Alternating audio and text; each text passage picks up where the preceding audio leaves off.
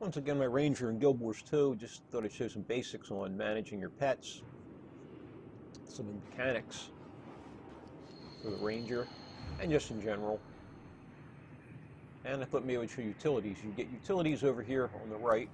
Let me just go over that real quickly. There's little triangle icons just above each of these utilities on the right of my skill bar. I'm making them light up and display their information about what they do. If you want to change them, you click that little arrow and it allows you to change to something else. I could choose another signet if I want. I could choose utility. I want to go back to that signet. That's how you do it. Same thing, this is your heal skill. This one slot here is always a heal, so you can choose different heal skills if you want. See which ones you like the best. Choose that. So that's how you change your utilities.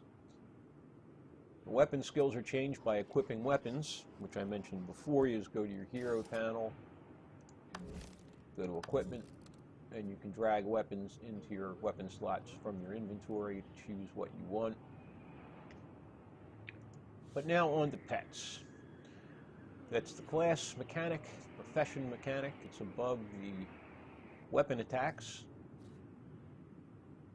There's a little icon that looks like a gun sight, crosshairs. If you target an enemy and use that ability, your pet will attack that enemy.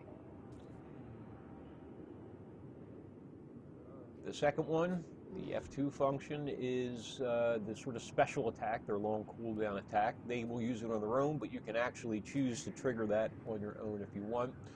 The next one, F3, function 3 button, is return to me. So that will call your pet back to you to make it stop attacking something, or to make it just come to you if it's standing like 30 meters, 40 meters away, whatever. Sometimes pets do that. However, if your pet is attacking something and you call it back, the next time you attack something, it will then, after it fights that enemy, go after the previous thing it was attacking too. So you may have to call it back again. Just a little weird game bug. I consider it a bug.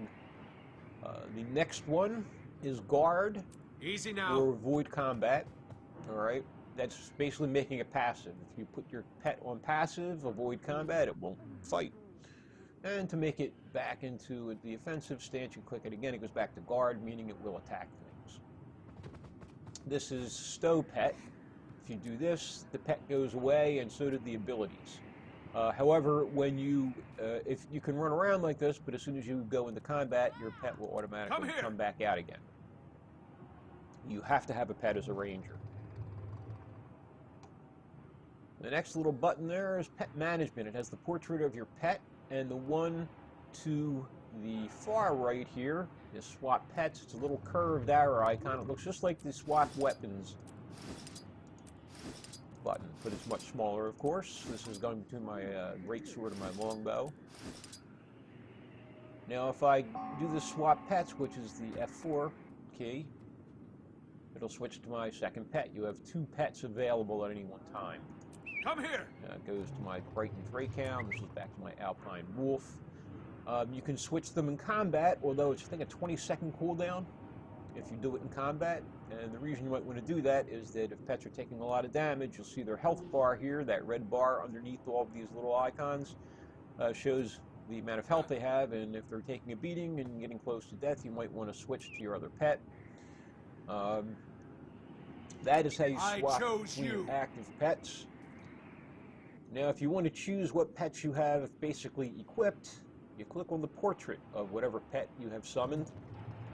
That's pet management, all right? Gives you all their stats here. You have underwater pets and you have terrestrial pets. So if I want to change a pet, once again, just like the utilities, that little triangle icon, you click that, and it opens up the menu of what pets you have found in the world. So I could go down and choose spider, and there it is. There's my jungle spider, I think that is.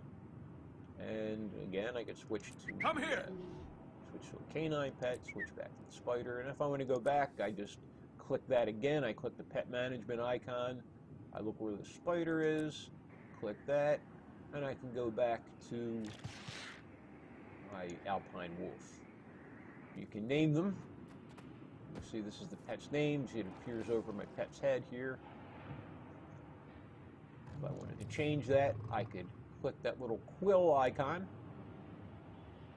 and I would type my name in here and accept. So I'm not going to change it, so I'm not going to type it in here, but there it is.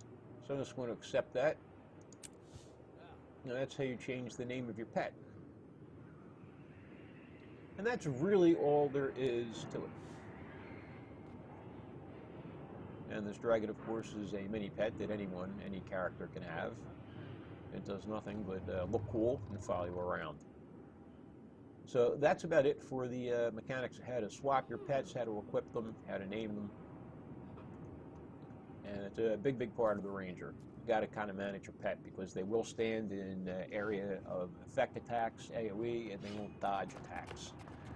It's one of the shortcomings of the class, which at times can be kind of a hassle, and that's why that's one reason you might want to be switching your pets. The other thing is that you can go for melee pets or ranged pets. Most are melee, some are ranged. I use spiders for ranged. I usually use dogs for melee.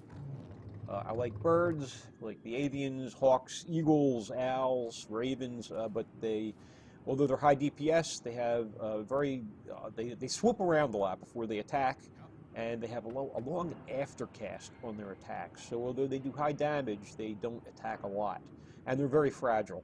They're very, very fragile. They're probably good in PvP because they're probably more difficult to see. They're very small.